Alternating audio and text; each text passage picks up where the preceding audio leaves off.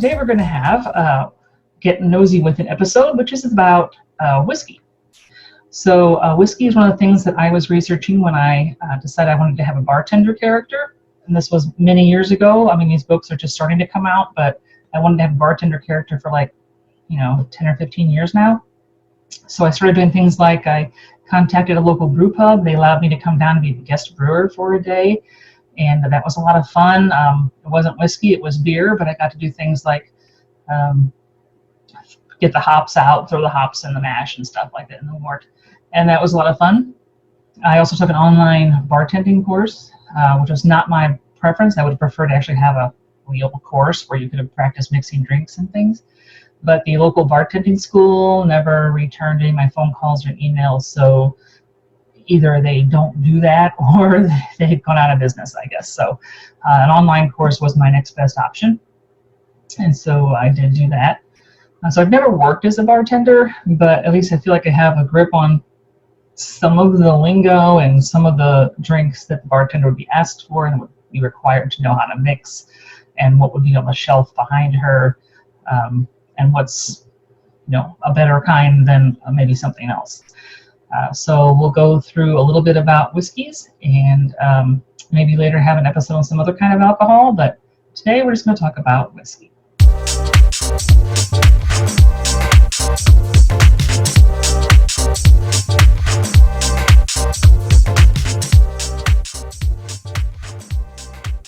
So the first thing we're going to ask is, how do you spell it? You may see whiskey spelled EY on the end. You may see it spelled with just a Y. Basically, if you are in Ireland or the United States, it's going to be EY. If you're in Scotland, Wales, England, Canada, or Australia, it's probably just going to be a Y.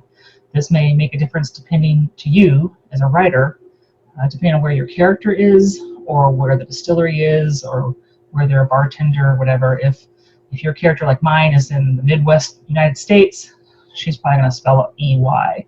But if she were in Canada, she'd probably spell it with Y. This might be a problem for you if you say you are from the US, so you spell it EY, but say your publisher is in Canada and they want to keep dropping the E out. You may have to insist and say, well, I know that in Canada the spelling doesn't have the E, but because the character is in the United States and they're drinking maybe American whiskey, we need to have the E in there. So just be aware that those are kind of things that may come up.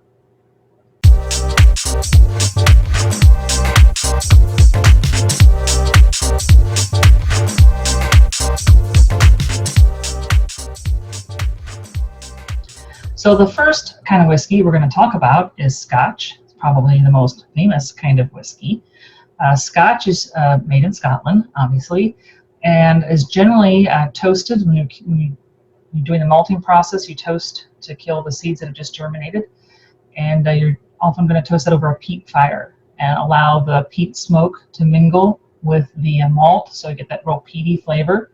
I don't think that's required of Scotch. Some Scotches do not have that peat flavor, but some distillers do that. And when my husband and I took a tour of Highland Park Distillery, which is in the Orkneys, I would recommend going there if you're in the Orkneys.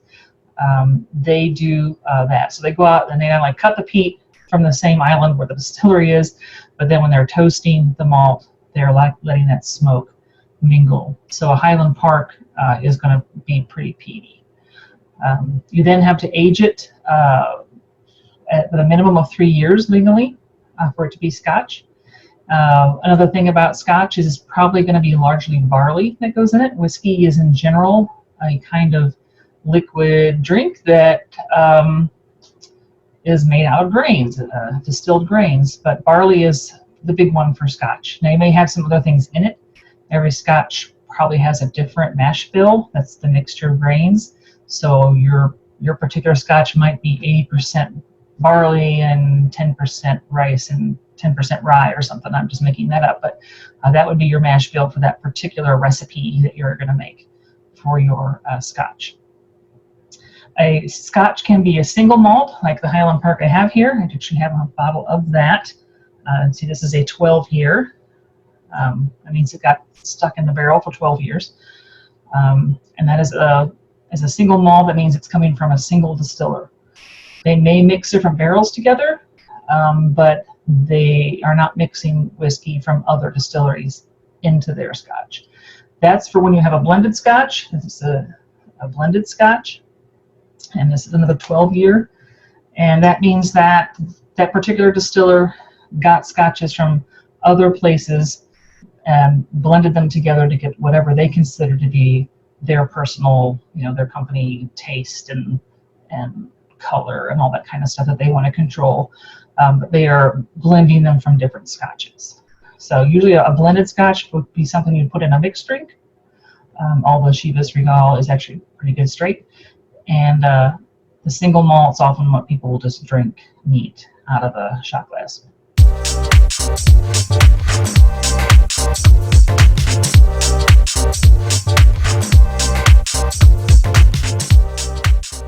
So the next kind of whiskey we're going to talk about is Irish whiskey, and basically repeat almost everything I said about Scotch, except that Irish whiskeys are not allowed to, the malt is not allowed to mingle with any peat smoke. So even if your distillery toasts the malt over a peat fire, the smoke is kept separate from the malt, and so you don't get those peaty flavors that you'll find in a Scotch. But otherwise, very, very similar in the way they're made.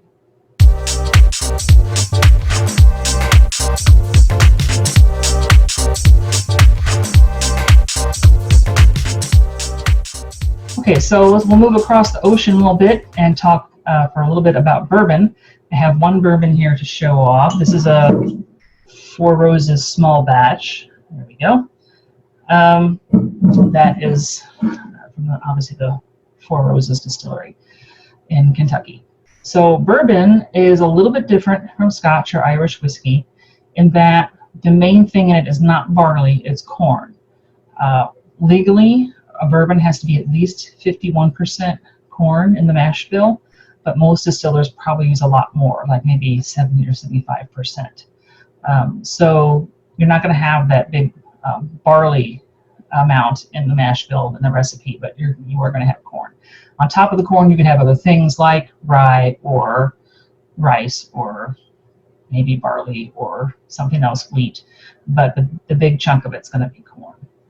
Now, one of the ways that bourbon differs, another way that bourbon differs from Scotch and Irish whiskey is that you are going to age it in a new charred white oak barrel.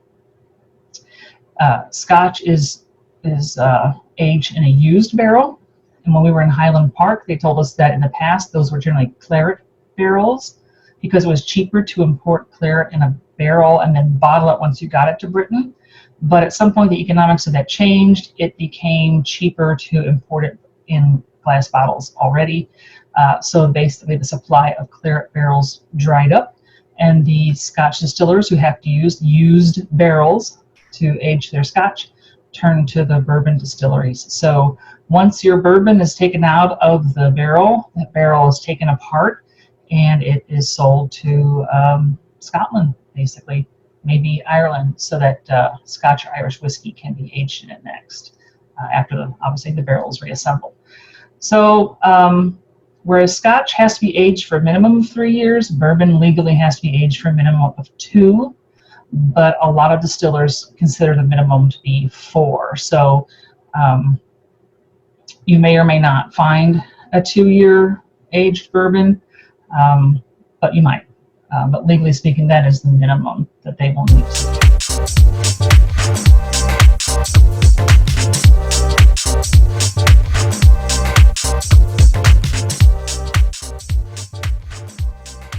Okay, so if you're from Kentucky, you will certainly believe that bourbon must be made in Kentucky.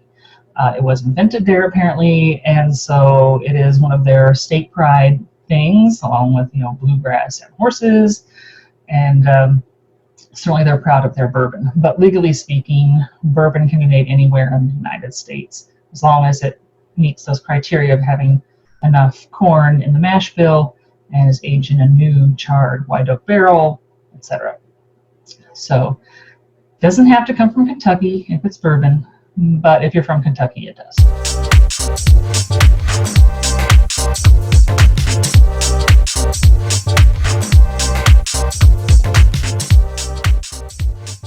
Okay, so the last kind of whiskey we're going to talk about really today is the Tennessee whiskey, which is very, very similar to bourbon.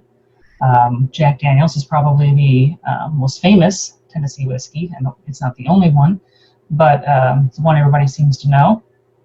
And you basically make Tennessee whiskey exactly like a bourbon, except before you age it, you will filter that distillate through maple chips to give it a slightly different sweetness to it, because it'll pick that up from the maple. Okay, so those are some real basic facts about whiskey. I didn't get into a lot of detail because there are a lot more requirements of what proof the liquid can be when you start aging it, what proof it can be when you bottle it, and various other things. So if you need to know those kind of things, you can certainly look them up. Generally, a bartender is not going to have to know that, especially if you're just serving drinks to people at the bar. They're going to say, hey, they might just say, give me a whiskey. But if they are specific, they might say, hey, I want a Glenlivet, and then you just pour them a Glenlivet. But you don't have to have a discussion on when this went into the bottle, it was X proof or whatever.